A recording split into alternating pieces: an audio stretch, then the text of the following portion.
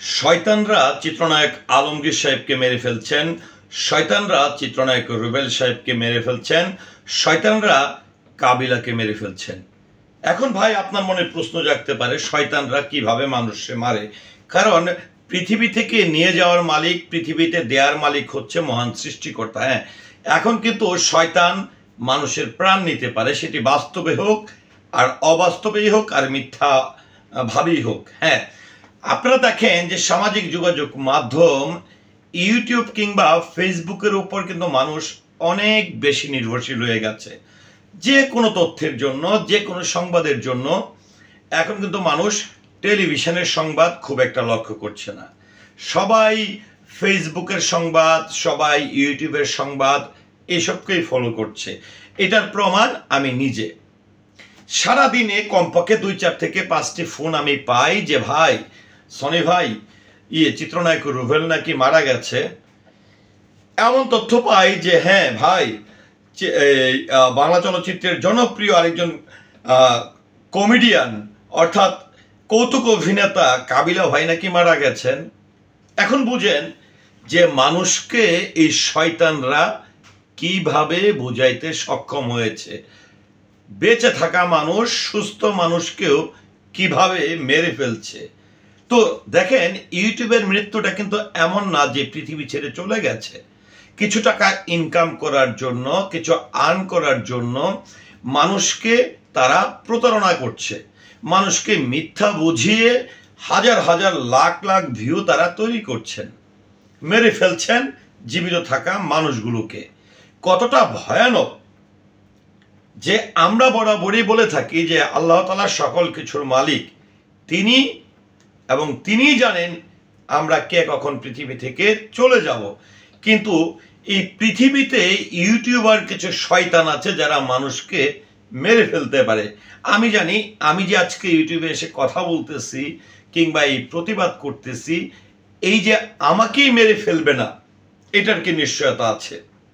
আরেকটি বিষয় যদি বলতে চাই যে আপনারা কিন্তু দেখবেন যে বিশ্বাস না করার কোনো কারণ নাই যে যদি বলা হয় মারা গেছেন চিত্রনায়ক ইলিয়াস কাঞ্চন, মারা গেছেন চিত্রনায়ক আলমগীর সাহেব, মারা গেছেন চিত্রনায়িকা শাবানা ম্যাডাম, মারা গেছেন চিত্রনায়িকা ববিতা ম্যাডাম, আপনি কেন বিশ্বাস করবেন না? আপনাকে বিশ্বাস করানোর জন্য এমন কোনো কাজ নেই যেটি করা হয়। এখন ধরে নেন এটি কিভাবে বিশ্বাস করাচ্ছে? বিশ্বাস করাচ্ছে এফডিসি অর্থাৎ বিএফডিসিতেই কোনো জানাজার ভিডিও ব্যবহার করছে। যেরকমটা আমরা লক্ষ্য করেছি, চিত্রনায়ক রুবেল সাহেবকে মেরে ফেলেছেন।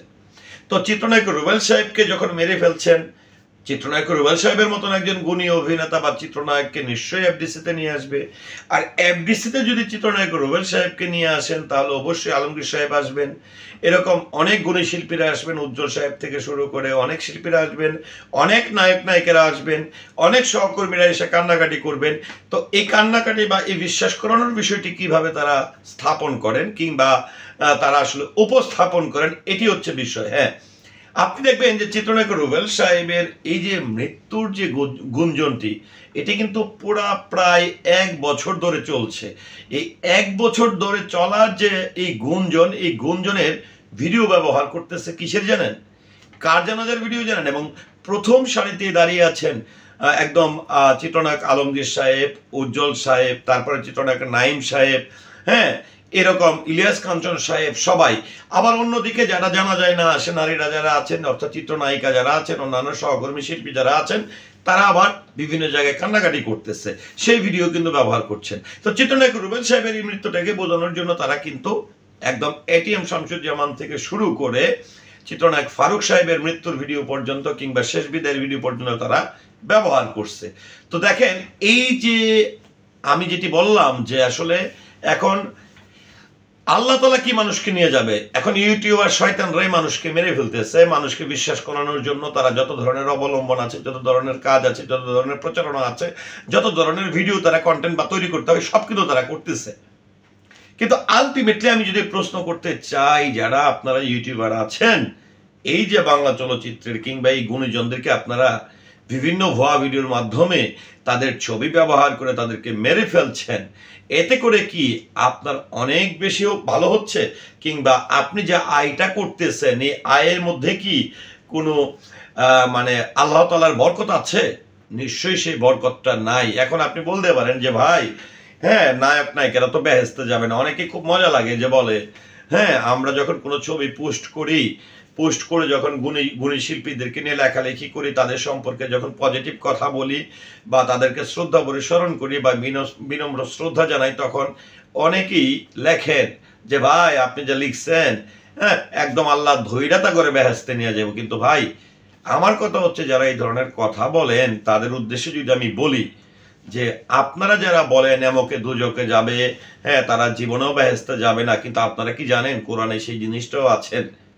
সেই জিনিসটাও কিন্তু আছে যে একমাত্র মহান সৃষ্টিকর্তা যিনি আমাদেরকে সৃষ্টি করেছেন তিনিই জানেন যে আসলে কে দুজকে যাবে, কার কি উসলে আল্লাহ তাআলা আমাদেরকে ক্ষমা করবে। সেটি আপনি আমরা যদি বলি যে এমকে দুজকে যাবে, এমকে বেহেশতে যাবে, তাহলে কিন্তু এটি আপনার আমার জন্য কিন্তু পাপ।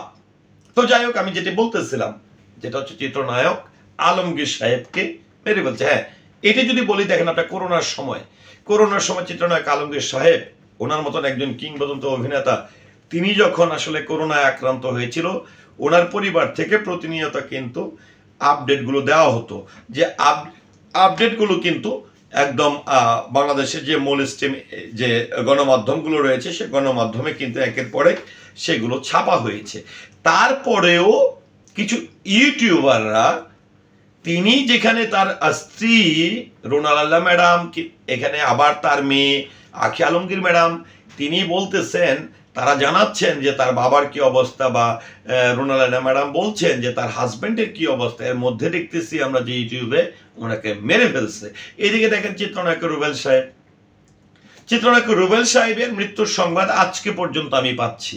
আজকে পর্যন্ত আমার কাছে একের পর এক ফোন আসতেছে। এমনকি চিত্রনায়ক রুবেল সাহেবের বাসা কিন্তু মগবাজারে, এবং মগবাজার এমন একটা জায়গায় তার বাসা, যার উল্টো পাশেই হচ্ছে আমার পরিচিত একজন পার্টস বিজনেসম্যান, অর্থাৎ গাড়ির জিনিসপত্র বিক্রি করেন। তিনি হঠাৎ করে আমাকে ফোন দিয়ে বলতেছে, সনি ভাই, আপনাকে অনেকক্ষণ ধরে ফোন দিতেছি, চিত্রনায়ক রুবেল নাকি মারা গেছে। তখন আমি ওনাকে বললাম যে ভাই, চিত্রনায়ক রুবেল সাহেব কোনো সাধারণ মানুষ না, এবং তার যে বাসাটা কিন্তু আপনার যে দোকানটা আছে, দোকানটা ঠিক উল্টা পাশে। তো ওনার মতন মানুষ যদি মারা যায়, তাহলে নিশ্চয়ই রাস্তাঘাট ভরে যাওয়ার কথা, বা ওনার বাসায় পুরা গাড়ির সিরিয়াল থাকার কথা। তাহলে আপনি কেন ইউটিউব দেখে বা ফেসবুক দেখে বিশ্বাস করতেছেন? আবার হঠাৎ করে দেখি কি, একটা ইউটিউবে আমাদের কাবিলা ভাই মারা গেছেন। সেখানে খুব কাবিলা ভাই মারা গেছেন, কত তারিখে মারা গেছেন, কয়টা সন্তান রেখে গেছে, তার কয়টা বাড়ি আছে, তিনি ফুটবলের সঙ্গে যুক্ত ছিলেন, তারপরে গ্রামের বাড়িতে থাকতেন, তিনি মারা গেছেন। এই যে নিউজগুলো তারা প্রচার করছে, এই যারা প্রচার করছে তাদেরকে আমি শয়তানের উপাধিতে ভূষিত করব। তারাই আসলে শয়তান। এবং এই যে আল্লাহ তাআলা যে কিছু শয়তান তৈরি করছে, শয়তান সৃষ্টি করছে, এই শয়তান সৃষ্টির মধ্যেই কিছু ইউটিউবাররাও কিন্তু শয়তান আছে। এই শয়তানরাই কিন্তু বাংলা চলচ্চিত্রের কিংবা এই গুণীজনদেরকে সুস্থ সবল অবস্থায় মেরে ফেলতেছে। তো এই যে সুস্থ সবল মানুষকে যে এই শয়তানগুলো মেরে ফেলতেছে, তাদের কি হবে? তারা যখন সত্যি সত্যি মারা যাবে, তাদের জানাজায় লোক হবে কিনা সেটি নিয়েও আমার কিন্তু সন্দেহ আছে। কারণ একটি জিনিস হচ্ছে, তারা আজকে আপনি পয়সা ইনকাম করতেছেন, সেটা হালাল না হারাম। তো একটা মানুষ আপনি যদি সুদের ব্যবসা করলে আপনার সমস্যাটা কোথায়?